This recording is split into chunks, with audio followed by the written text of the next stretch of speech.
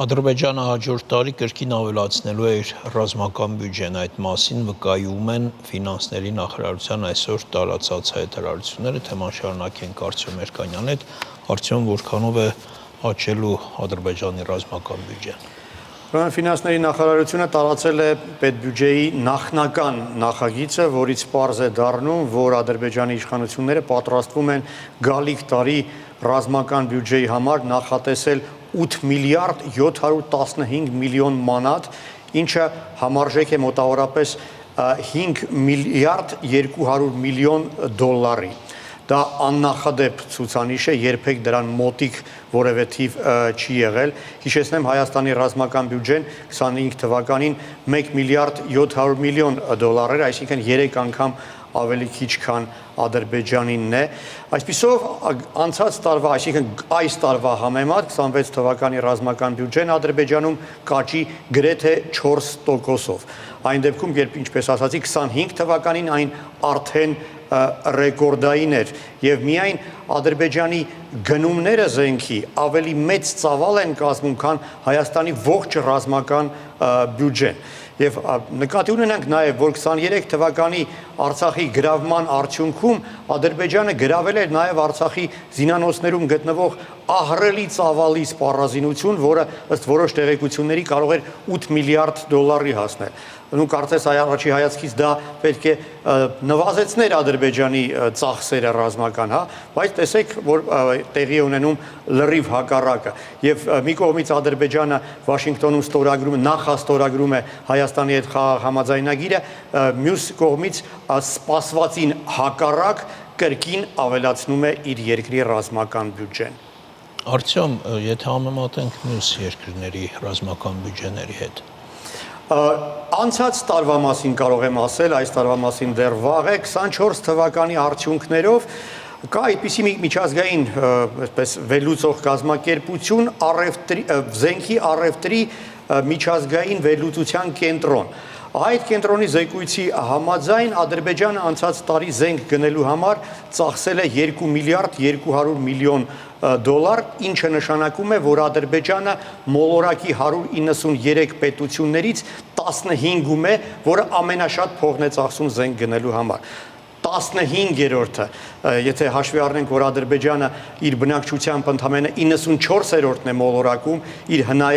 հնայի ցուցանիշներով 82-րդն է մոլորակում, 15-րդն է զենքի գնման ծավալներով, իհարկե ապշեցուցիչ թվեր են։ Իսկ եթե բացարձակ թվերի մասին խոսենք, դա մոտավորապես համարժեք է այն թվին, թե որքան են Միացյալ Նահանգները վճարում այլ երկրներից զենք գնելու համար։ Թուրքիան շատ ավելի մեծ գումարներ է ծախսում, 6-րդ տեղում է մոլորակում եւ անցած տարի 7 միլիարդ դոլար է ծախսել զենք գնելու համար։ Դե այս դեպքում Թուրքիան եւ Ադրբեջանը գրեթե նույնն է, այսինքն նույն նպատակին են ծառայում այս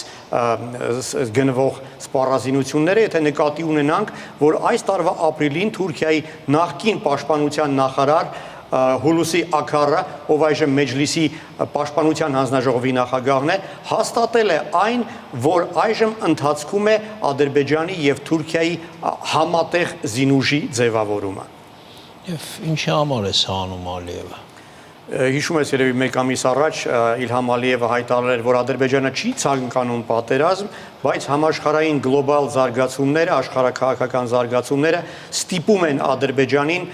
պատրաստ լինել ցանկացած զարգացմանը։ Մենք ամեն նոր օր պարտավոր ենք պատրաստ լինել պատերազմի, ասել էր Իլհամ Ալիևը։ Իսկ անցած տարվա հունվարին Ալիևը ասել էր, որ այն, որ Հայաստանը զենք է գնում Ֆրանսիայից եւ Հնդկաստանից, սպառնում է Հարավային Կովկասի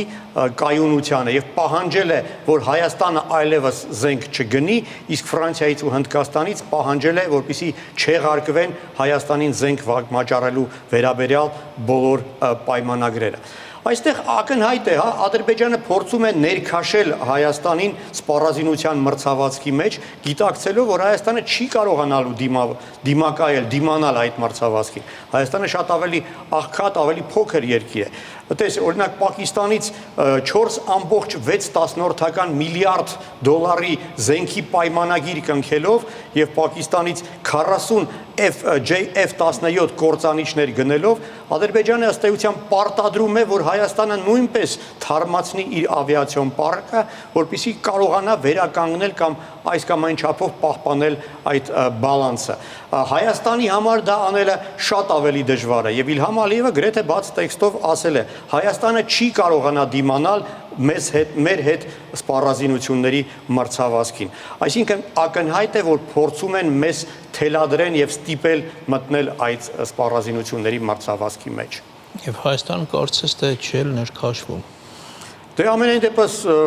շաբաթներ առաջ Հայաստանի ֆինանսների նախարար Վահե Հովհաննեսյանը հաստատել է, որ Վաշինգտոնում այդ խաղաղ համաձայնագրի նախաստորագրումից հետո Հայաստանի իշխանությունները նպատակահարմար են համարել նվազեցնել գալիք տարվա Հայաստանի ռազմական բյուջեն։ Մինչդեռ Ադրբեջանը հակառակը ավելացնում է։ Հայաստանի վարչապետը եւս հաստատեց, որ գալիք տարվա ռազմական բյուջեն համենայն դեպս ավելին չի լինի, քան 25 թվականի ռազմական բյուջեն։ Իսկ եթե բացարձակ թվերը եւ համեմատական թվերը համեմատենք, ստացվում է հետեւյալ պատկերը։ Ադրբեջանի ռազմական բյուջեն, որը 5.2 միլիարդ է, ամբողջ պետական բյուջեի մեջ կազմում է 21%-ը, իսկ Հայաստանի ռազմական բյուջեն, որը մոտավորապես 1.7 միլիարդ դոլար է, կազմում է Հայաստանի